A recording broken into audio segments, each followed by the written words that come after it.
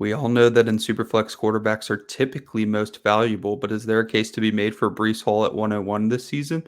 That more today on the Dynasty Newsletter. I'm your host, Adam Wilde, joined by my co-host, Chris Allen. Chris, today we're going to do a mock on mock with just a couple weeks going until the NFL draft. So Dane Brugler came out just a few days ago with, I guess, maybe his last, maybe he'll do one more, but he's done great work this offseason.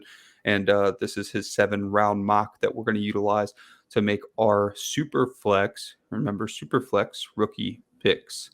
So with that being said, I'm going to start us out with the 101 because it fits the show. And I know who you would pick if you were 101. So sorry I can't throw it to you today, but I'm going to keep it.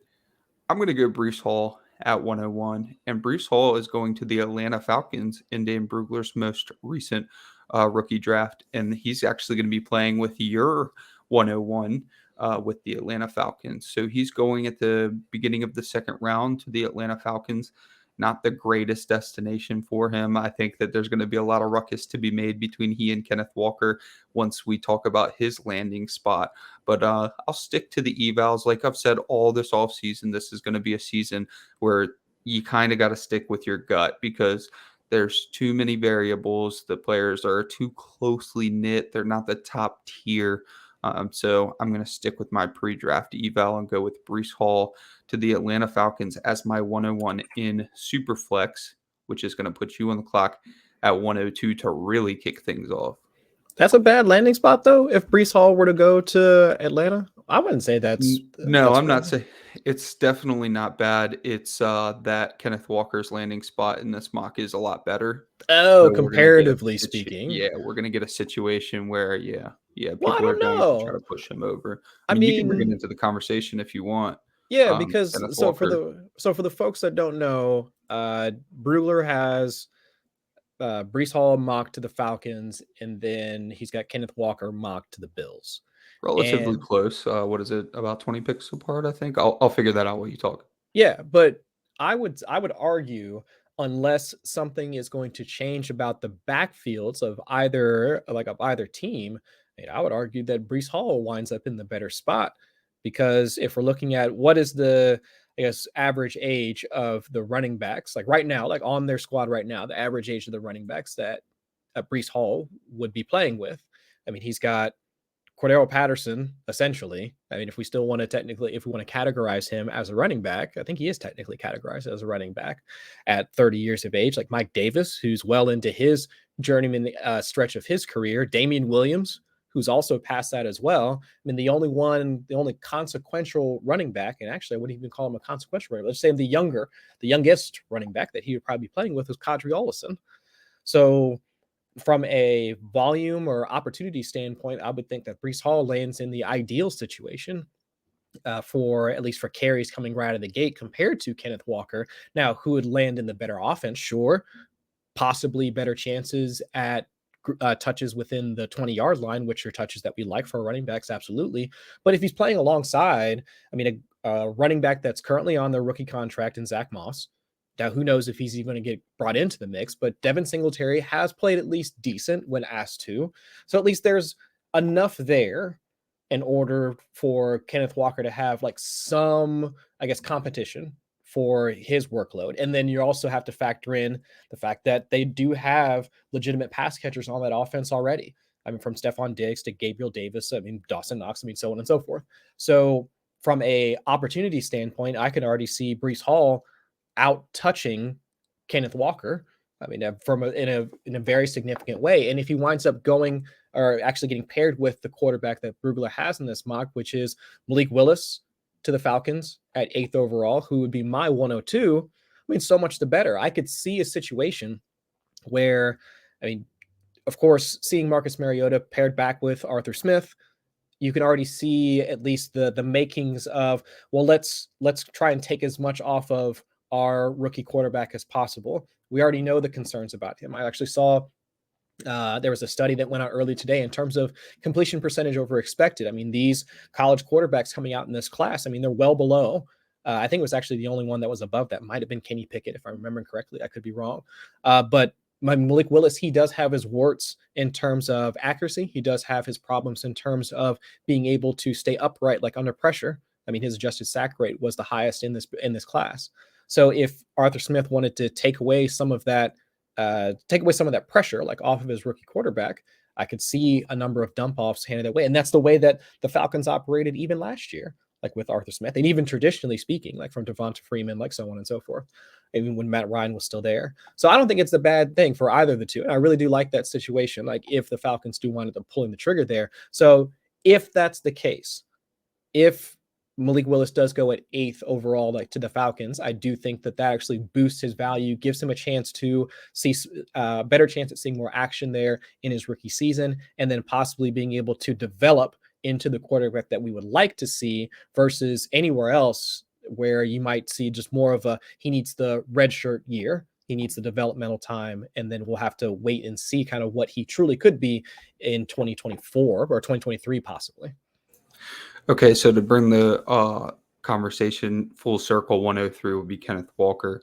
And so Kenneth Walker went to the Bills at pick 57, and then Breece Hall went to Atlanta at pick 43. I think the only point to be made in Kenneth Walker's favor, and I don't think it's a strong enough argument, obviously, because I took Breece Hall at 101, is that you might actually see Kenneth Walker on the league's highest scoring offense, and you might see Breece Hall on the league's lowest scoring offense. That would not surprise me whatsoever to see the Falcons finish 32nd total offense. Could be. Offensive scoring, etc. So that's kind of the point to be made with early production being so valuable for these rookie running backs, and especially since, we've talked ad nauseum about the shelf life, I guess. I hate the term. These are real people, but for lack of a better term, I mean, you're not getting a long time of high production out of these running backs. So after about a year, 2 years, you're kind of looking at, okay, can I take this player and flip them for a younger running back, or am I going to ride them into the sunset, etc.? So if you waste a year with Breece Hall, perhaps 2 years, given the Falcons' cap situation, you can't really afford to do that at running back. So while he would get a ton of touches, I guess Cordell Patterson would have to be more of a receiver either way, considering our favorite Alden Tate is probably their wide receiver 1 for the Falcons next year. So especially if they take Malik Willis, right? Because then they're out of the running for one of these top tier wide receivers. And then if they're taking Breece Hall in the second round, they're essentially out on wide receiver this year, which would be absolutely nuts to see them go into the season with Alden Zaccheaus and Alden Tate. But they added a quarterback and a running back. Right. Your running back's never punching a football and your quarterback's never getting close to the end zone. What are you doing? But I will say, so Malik Willis to the Falcons is intriguing. A lot of other mocks have Malik Willis making it, some all the way to the Steelers at 20. A lot of them have Kenny Pickett going before Malik Willis. In fact, I believe Dan Brugler's most recent mock has Kenny Pickett going before Malik Willis still. Yes, to the Carolina Panthers.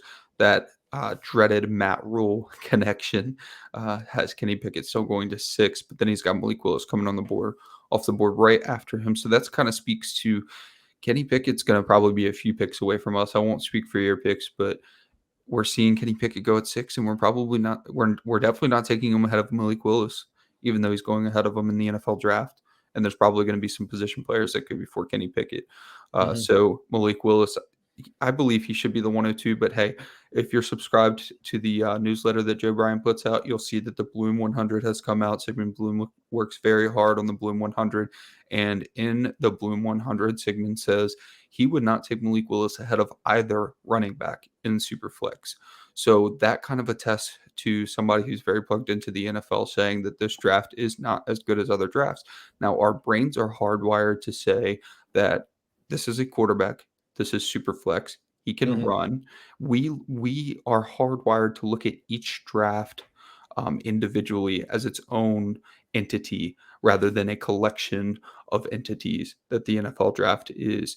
And so every year is a fresh start, and every year these players are the best players. But if you were to put them together last year, I mean, in terms of offensive production, you might not have had 1 or 2 offensive producers in the first round of last year's draft, if they were, all in the Fable combined draft.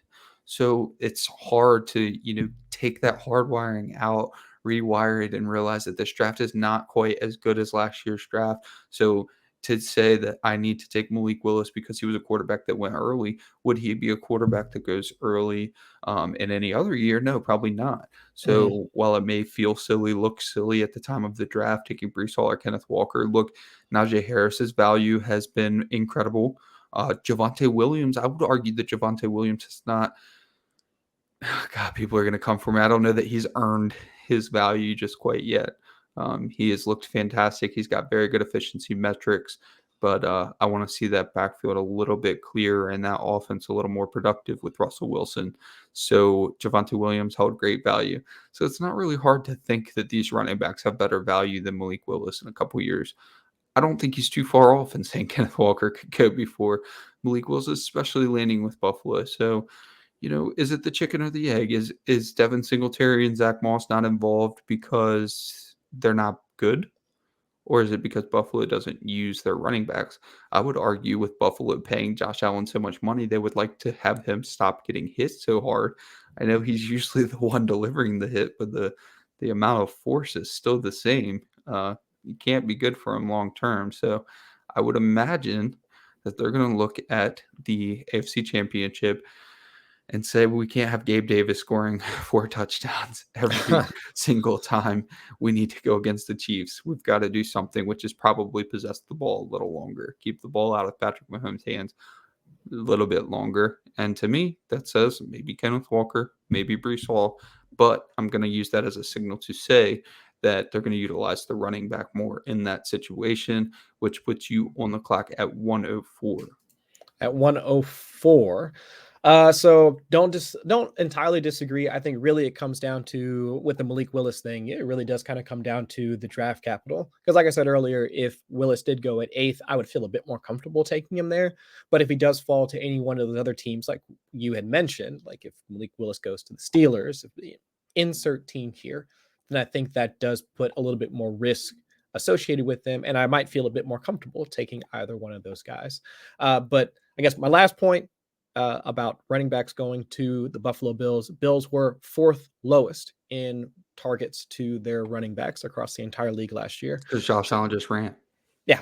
So unless they want to have yet another shift in their offense, like going from one of the, let's say, balanced teams to one of the pass heaviest teams to now one of the pass heaviest teams while using their running backs as well, it's not impossible, but it's a little bit difficult to see. All right, flipping it over, moving over to the 104 now. I'm going to completely switch positions now. I'm going to go wide receiver. Drake London. In this mock that we're using here to set up this mock on mock, I'm going to look at Drake London, who's going to the Eagles. I mean, a lot of folks now are looking at Drake London as their wide receiver 1. I mean, noted wide receiver, like the prognosticator himself, like Matt Harmon actually released like one of the latest prospect evals like on his own website, like Reception. Definitely go and check that out. Footballguys alum, what's up?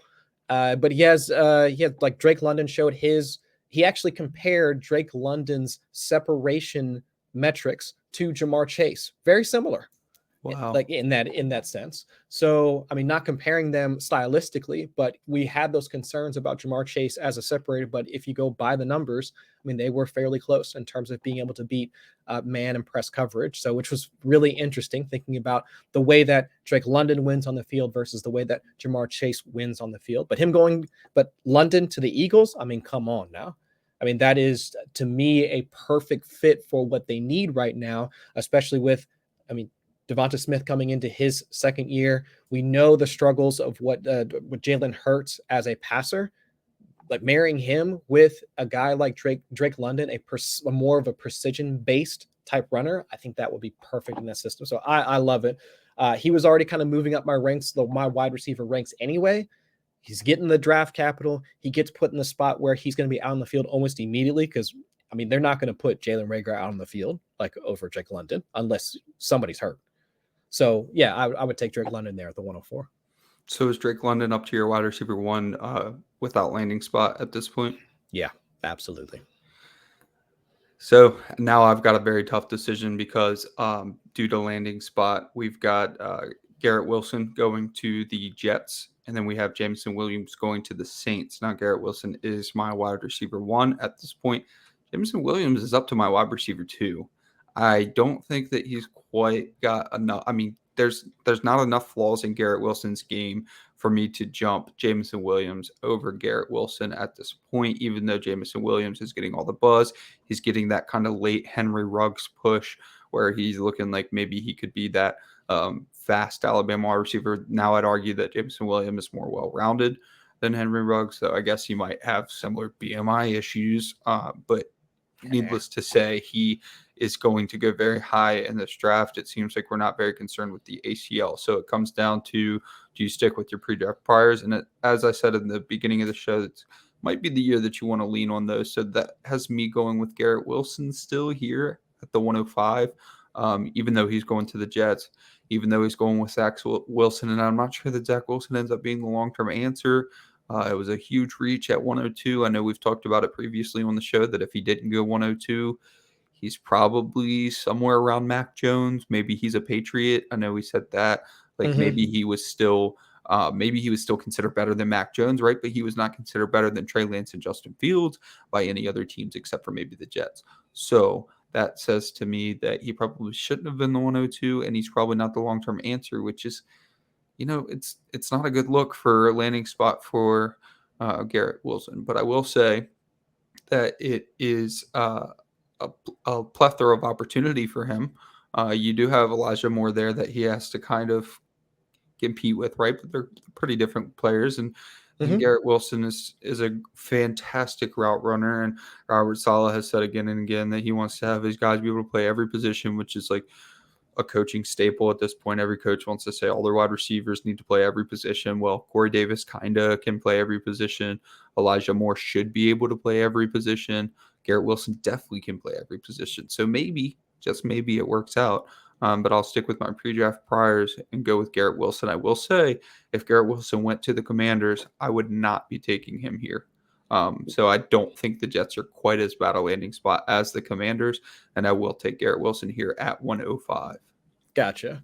At least for me, 106, diving a bit later into the first round, but seeing Treylon Burks go to the Buffalo Bills, hard for me to pass that up, man. Hard for me to pass that up because we already know what the roles of both Stephon Diggs and Gabriel Davis are going to be. But if they wind up using Treylon Burks as kind of a big slot because they've already gotten rid of Cole Beasley, Isaiah McKenzie, who is a good player, role player, though, I wouldn't expect him to be the guy playing 99% of the snaps or even being, 100% of what Cole Beasley was.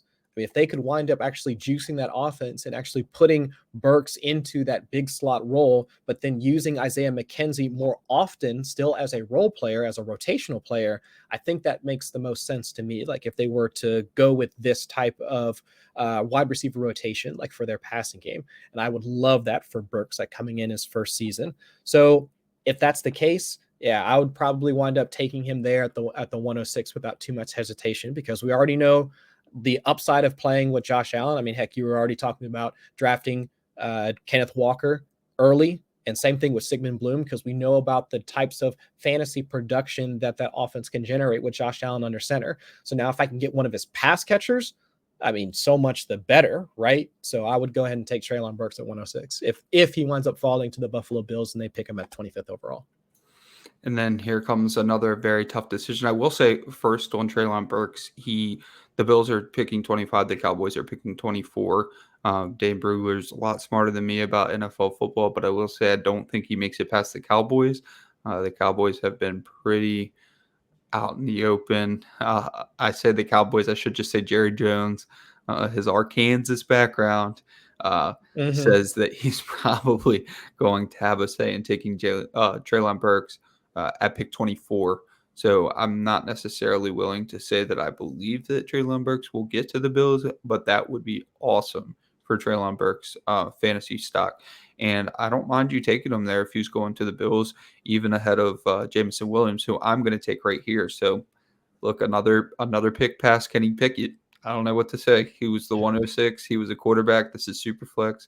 I understand all those things, but I'm not doing it. I don't think he's a 106 talent at quarterback. So I'm going to go with Jameson Williams to the New Orleans Saints at pick 19. Now, we might not think that Jameis Winston is the long-term answer there, and hey, he's probably not. but we have seen him throw for 5,000 yards, and he Mhm. might throw for 50 interceptions as well. But hey, that doesn't count against Jameson Williams. So we know Jameis Winston. Wow, that's difficult on the tongue to say Jameis Winston and Jameson Williams. I might not want that anymore because then I'm going to have to deal with that all season. But we know that Jameis Winston can chuck the ball, and we know that Jameson Williams can go get it. So look, I'm thinking that Jameson Williams is going to be healthy going into the season. We had a bet. What was it, Jameson Williams that we had the bet plays week 1? Or who Yeah. was that? Yeah, I think it was Jameson. No.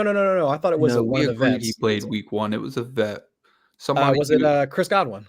Yes. Okay, Yeah. look, I'm not forgetting. I'm very confident. You already forgot. It's been a week. No, it was on Friday Fair. we talked about it. It's been like 4 days. Changed my mind. I definitely am forgetting. So we're expecting Jameson Williams to play in week 1. And so there was a time where he was the popular mock to the Bills. And now there's mocks where he's not getting out of the top 10. There's mocks where he's going wide receiver 1 overall. So, hey, Jameson Williams at 19, probably fair, kind of in the middle of the two, like early and late. And we talked about this on an earlier show that you don't need to draft these running backs necessarily in order of where they were drafted in the NFL draft because they're so tight in their ranking that you really don't need to kind of go by that because they might go to a better team like the Saints at 19 and that might be a better situation than Garrett Wilson to the Jets. So don't worry too much about draft pedigree if we're talking about first round picks. So I'm going Jameson Williams, pick 19 to the New Orleans Saints. All right, so it's back to me. 108. So looking at the other guys that are available, and we still got a couple of quarterbacks that are still available. Because we've got still haven't talked about. I guess we mentioned him earlier, but we talked about Kenny Pickett going at 6 overall to the Panthers. I don't want that. Not interested. The other guy that I was kind of looking at, Olave is still there, but at least in this mock that we're using, he's being drafted to the Packers. Not really liking that either. Maybe I'm factoring in landing spot a bit too much, and I'm not sticking to my original process of how we were looking at these wide receivers. Because when we have talked earlier, it's essentially been like those 5 wide receivers that have been in this conversation. Right. So, I'll stick with it for right now. I will say Chris Olave at the 108. I guess my thing is I was hoping for a better landing spot because even when we discussed like the wide receivers of this class, did the mock, so on and so forth, my biggest problem with Olave's game is his lack of after the catch ability. One of the fewest, lowest rate in missed tackles forced in this class. His yards after the catch are minuscule compared to the other guys in this class as well. So on a team that's needing both of those things, right? They don't need just like deep speed and the loss of MBS, but they also need a guy that can win those contested catches and create after the catch, because that was what Devontae Adams was doing for them. If Olave isn't going to offer that to them, or at least we don't see it yet. Of course, his route running, his ability to create separation, I think that will be great for Aaron Rodgers to trust a rookie wide receiver like off the bat. But I was hoping for a better landing spot than Green Bay. But I'll stick with my pre-draft eval. I'm not going to love the landing spot, but I will take Olave at 108. And I'll probably have to break the seal on Kenny Pickett here. This is where we get to the point where it's kind of like not feeling great enough about these next wide receiver picks.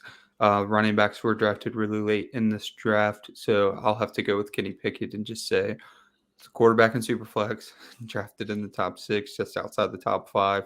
That's about where it gets to the point where it's like, all right, I don't care that it's Kenny Pickett.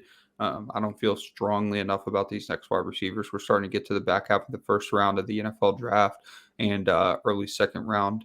So draft capital is kind of dipping. I'll just take Kenny Pickett here, and I don't have a lot of good things to say about him. He's not a terrible prospect either. He's better than Kellen Mond, Kyle Trask, that group of guys. So maybe he was still a back half of the first round pick last year. You're still talking about a first round quarterback. I kind of look at him with the Jordan Love value. kind of around how I looked at Jordan Love is kind of how I'm looking at Kenny Pickett. He doesn't have the upside of Malik Willis if he's starting in 10 years, kind of like Kirk Cousins, I guess. I'm not Mhm. surprised that he's still starting. It's hard to replace that type of player. So if he's, Derek Carr in 6 years, okay, I'm not surprised. And that's starting caliber quarterback, sure, whatever. But is your quarterback 16, something like that? Yeah. 18, 19, something.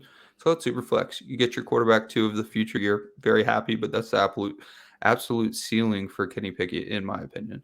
Yeah, and I think we've had this conversation about QB2s in Superflex. They're essentially should just be used as placeholders.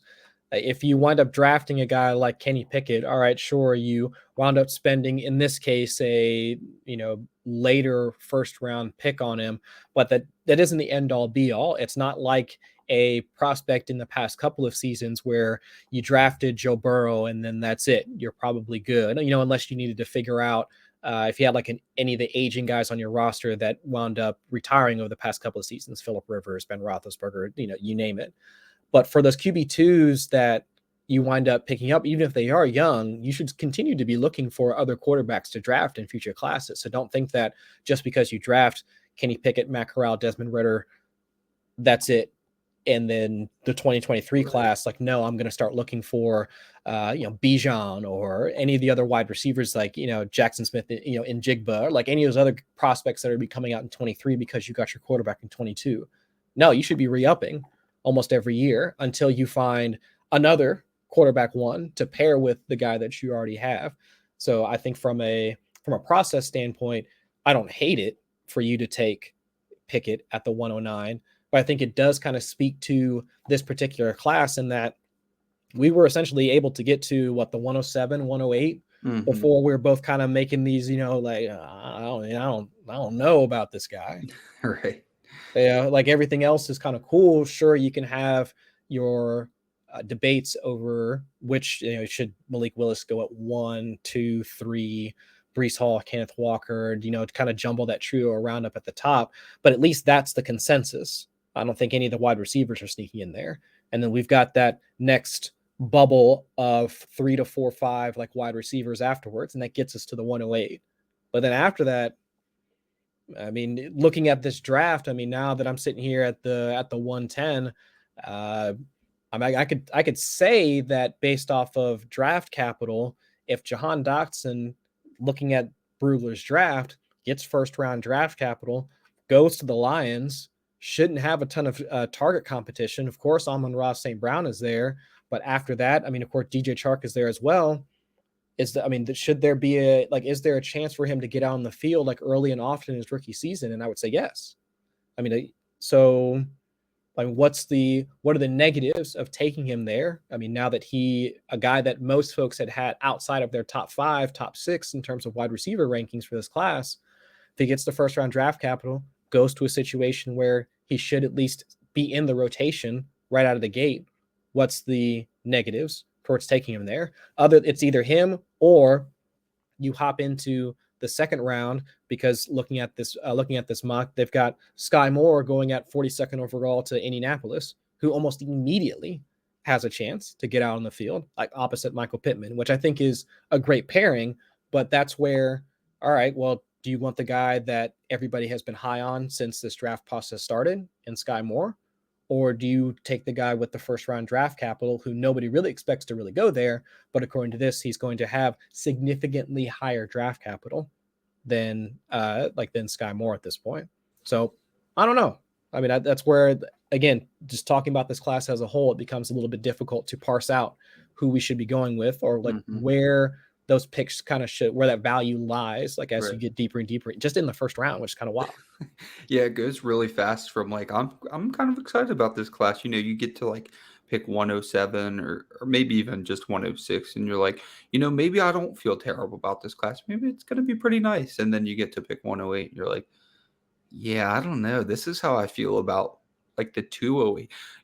This good example, Michael Carter. I felt the same drafting Michael Carter in like the mid-second last year as I feel about my pick I'm about to make now at 111. I'm going to actually skip over Jahan Dotson, as you mentioned, and go with George Pickens, who is going to the Houston Texans at pick 37. So Jahan Dotson, as you mentioned, going 32 to the Lions. I'm going to go 37. It's kind of a tough decision because I think both franchises are doing it correctly. I think that the Lions are going to go with Jared Goff for one more year. They're going to be pretty bad. They're going to have a top 5 pick next year. Maybe they turn it around. Good to get a wide receiver for their quarterback that they take next year in the top 5. And I think the Texans are going to do the exact same thing. They might kind of like Nico Collins, or actually they probably really like Nico Collins, given that he was a 3rd-round pick. So he's certainly returning on that value. But he's not, the guy forever. And then you have Brevin Jordan. Like, sure, okay. And they say nice things about Davis Mills. Great. Davis Mills might have a really long, nice career as an NFL backup. And so Davis Mills is probably going to lead them to another top 5 pick. We're probably going to be talking about both these teams picking in the top 5 again next year and getting good quarterbacks. I just think that I like George Pickens just a little bit more than Jahan Dotson. I know that we see George Pickens going to the Kansas City Chiefs in a lot of mocks because of his speed. So I'll take him to the Texans. Hopefully he gets some early production with Davis Mills, and then hopefully he gets a huge upgrade at quarterback next year. That makes sense. And I think now the big buzz around the Chiefs is that it's not going to be a rookie wide receiver that they wind up selecting. They're going to maybe do like a trade on draft day or something like that, or maybe try and snag a veteran. I think that's kind of been the buzz I've been hearing lately. Now, whether that comes to fruition, I mean, Debo, we'll figure out. DK, AJ Brown. I mean, they're out there. Thorne. Yeah. I mean, who's to say? I mean, this is definitely a team that, while they're not on the Rams level of F them picks, they probably would be enticed to make the biggest swing at the fences as they possibly can, especially with the way that they're currently situated, with the money that they got back from the Tyreek deal, like so on and so forth. I mean, all that good stuff. I mean, so it makes some sense, but at the same time, like just echoing your thoughts as we kick it back to me. So where am I at? I'm at the end of the first round, right? Yep. This is 112, last pick of the first round. Yeah. So if I could flip flop these picks, right? Because I took Dotson at the 10th spot, and I'm thinking back to, I mean, your pre-draft evaluations, but also thinking about like guys that you want to root for, guys that you also want to, think could have a chance at impacting your roster at the beginning. And if you honestly think that, looking at Dotson's landing spot, while he did have 1st-round draft capital with the Lions, could see him getting on the field, I could take Skyy Moore at the 112, because you could see him playing across Michael Pittman over like almost immediately, depending on what happens with T.Y. Hilton, if he decides to come back or not. But the Colts and their wide receiver room right now, they need as much talent, like an infusion of talent as possible, an infusion of youth as well. So if they do wind up taking Skyy Moore there at 42nd overall, 2nd-round draft capital, I have no issue with winding up pulling the trigger on him at the 112, like if he would still be there. And quite honestly, if you wanted to take the shot on him at the 110, I wouldn't fight you on it, to be quite honest at all. Sure. So that's going to bring us into, like, let's do a few minutes on some honorable mentions on some players that are some whatabouts that maybe some of our listeners have. Like our first example is Christian Watson. So you passed over Christian Watson for Skyy Moore at the 112. Christian Watson went 3 picks ahead of Skyy Moore at pick 39 to the Chicago Bears. What about Christian Watson there at 112? What do you think about that pick? I actually kind of like it, because looking at the way that Watson played on the field at North Dakota State, I think there's plenty of synergy there between him and Darnell Mooney. Now with Allen Robinson going to the Rams, essentially that passing game is wide open. I mean, pick your position as to what you want to play. Like, do you want a flanker? I mean, do you need a guy that can play in the slot? Like, while Watson isn't more of an all-around player than being a specialist, I do think that he can kind of fill some of that role, but it's just, what are they going to do at the other spots of need on that team? I mean, offensive line, still in need. Plenty of needs on defense too, as well. So I'd be kind of surprised if they actually want to pulling the trigger there, like in the 2nd round. I know that they need talent as much as possible, but with the other needs and with the way that the team is essentially sat on their hands throughout most of free agency, it kind of seems like they're not as concerned with building up that roster, at least on the offensive side. So I'd actually be kind of surprised if they wind up pulling actually drafting Watson at 39. Yep, that's a good point. I'm kind of surprised too. That's kind of why I would have went Skyy Moore at 112 as well. My 201 would probably be Watson. But then you have to consider the quarterbacks again. So let's bring them into the conversation of the whatabouts with Desmond Ridder going at 20. Look, for me, I mean, the rest of the quarterbacks are second round picks, even in Superflex. They just are, because you take quarterbacks for the upside. You take quarterbacks because if you go look at ADP of Superflex startups and Dynasty, you're going to see 8, 9, maybe 10 quarterbacks before you see a positional player. So you're taking a quarterback in the first round, hoping that he can become the 11th player, and then there's 11th players taken, or inside the top 10 pushes a different quarterback out. You see that path to, you basically say, if I want to get the most valuable player in Superflex Dynasty, I have to take a quarterback. But I guess rookie drafts, when you think about it, it's not necessarily just trying to get the most valuable player in the NFL ever. And in a lot of rookie drafts, it is, when I'm picking 101, 102, 103, I'm thinking, does this player have potential to be Jonathan Taylor 101 overall in, say, 2 years? And that factors in. With this draft, these quarterbacks, they don't profile to ever be in that top 10. Could it happen? Yes, anything can happen. But Desmond Ridder at pick 20 to the Steelers, great situation for him. Different draft. Probably talking about him with Kellen Mond and Kyle Trask. Just being honest. I mean, I know there's Desmond Ridder people out there. More power to you. Look, in a draft where things are so unstable, shoot your shot. If you think, look, stop slandering Desmond Ridder. I think that in other drafts he would have been, the Patrick Mahomes. This guy's kind of a gunslinger, and he's just kind of a question mark, but we think he has a great ceiling. Sure, whatever. That's your cup of tea. I think you get to pick 202 before you start considering any other quarterback outside of Malik Willis. And frankly, I don't think Desmond Ridder's much better or worse than Kenny Pickett. It's just that Kenny Pickett's going at 6, and that's a lot more investment than pick 20. Right. And I think both of them kind of feel like a reach, to be honest, because if we look at this quarterback class, I've heard the comparison to some of the older classes, like the 2013 class. When did like Jake Locker and like some of those guys come out? Like that's essentially the comparison that's being made to this class. And if most of us can all agree that each one of these guys have enough blemishes that being able to sit or like learn alongside a veteran or something along those lines, just to give them some more time to develop. If that's kind of the general consensus for these guys, I mean, spending a first round pick on them, you have to be swinging for the fences. And so that's where a Malik Willis, a Desmond Ridder, I mean, those guys that do have the mobility as a part of their package, not just something they have in their back pocket. I mean, because we really didn't even know Justin Herbert was that much of a runner until he came out. So it's like, that is on the bill of sale. Like when these guys are coming out, like Ridder, runner, he could do it. Didn't do it as much at Cincinnati, but we at least know that he does have the athleticism and speed that comes with it in order for him to show out if he needed to. And Malik Willis, like the book has already been written on his dual threat ability. So those are the guys that you should really be looking at. Outside of that, I mean, Corral, any of the other guys, like where is that upside? If we already know that, along with the other concerns from a mechanics, fundamentals, I mean, if those are already there with each of those guys, why spend a first round rookie pick on them at this point? I would just rather wait until the second round, regardless of draft capital, because we already know that teams are going to wind up selecting those guys regardless. And the league playing chicken on who's going to be the first one to get drafted, whether it's Pickett to Pittsburgh because he played, for Pitt, and most of his former teammates are in the locker room once he gets to Heinz Field. Okay, fine.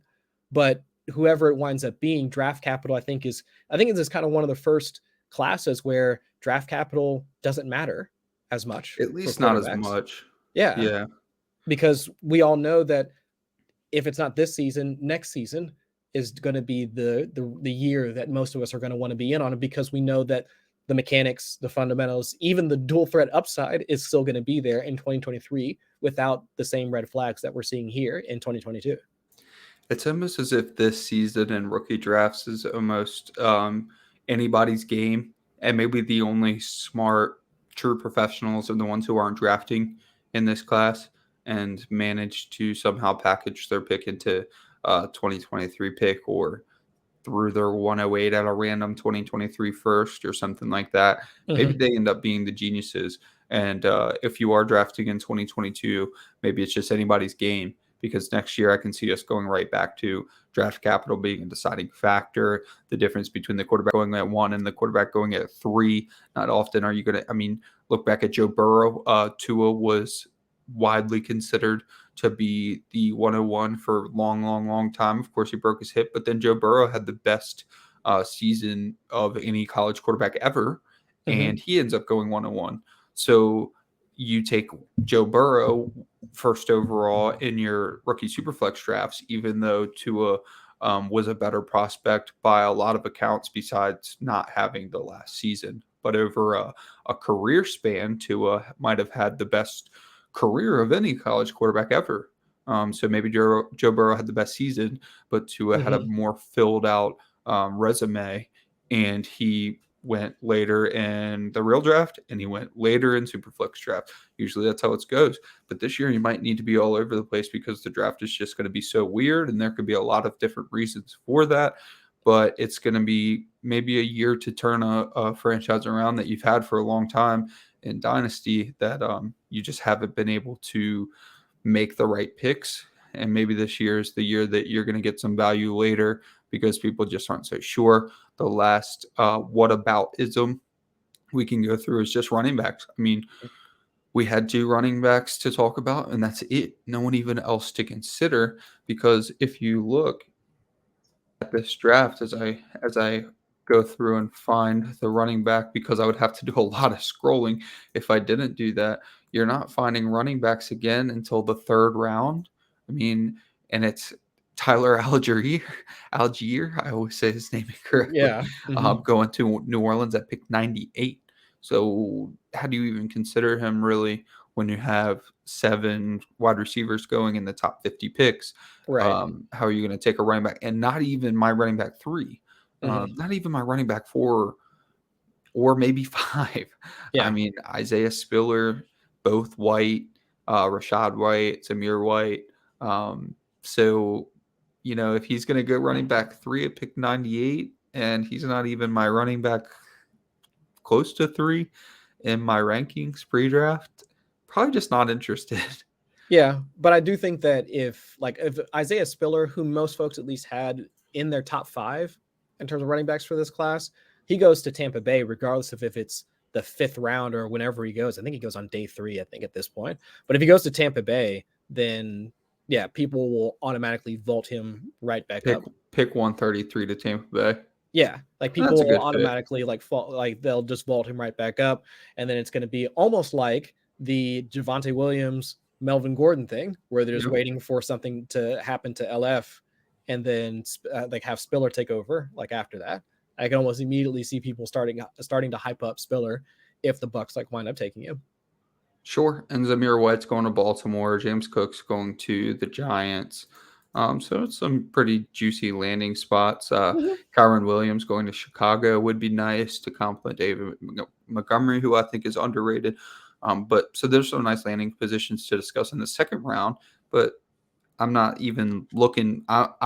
If this is Underdog Fantasy, I am unclicking the running back tab for a while after I picked the first 2 off the board. I don't even want to consider them until all these wide receivers are gone. I'm talking after Christian Watson, after Skyy Moore, all them, and I'm probably taking some shots on the quarterbacks before I look at running back again. Might even be looking in Sam Howell's direction before I look at running back again, depending on some of these landing spots. So unless you have anything else on the draft.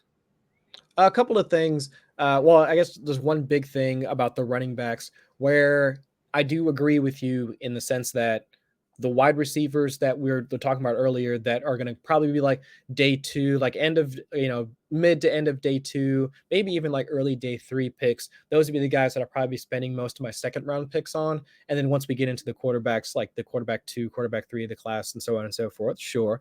But the back end, like those running backs, the guys we were talking about, the guys that like the Zamir Whites, the James Cooks, I mean, those types, or even if you want to go like even deeper than that, like Tyler Batty or somebody like that, I do think that there is some value at throwing darts at some of those guys because over the wide receivers that are probably going to get drafted in the same range, because guys like, I don't know, like Justin Ross, or I don't know, insert Kevin Austin. I think he's Kevin Austin, or forget Kyle Austin. No, Kevin Austin, I think is his name.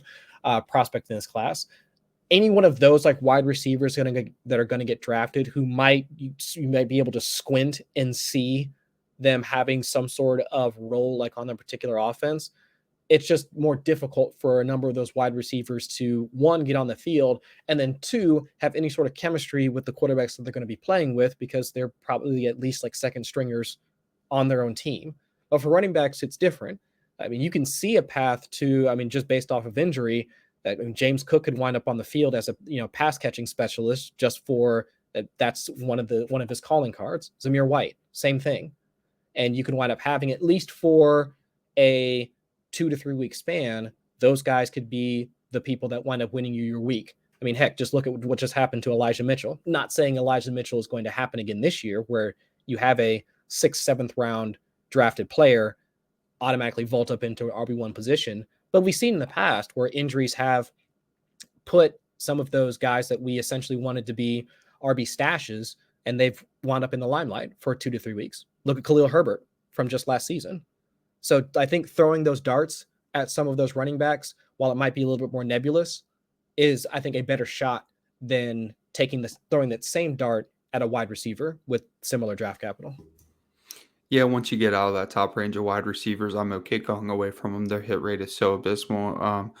Amon-Ra St. Brown was a huge outlier, so don't chase that.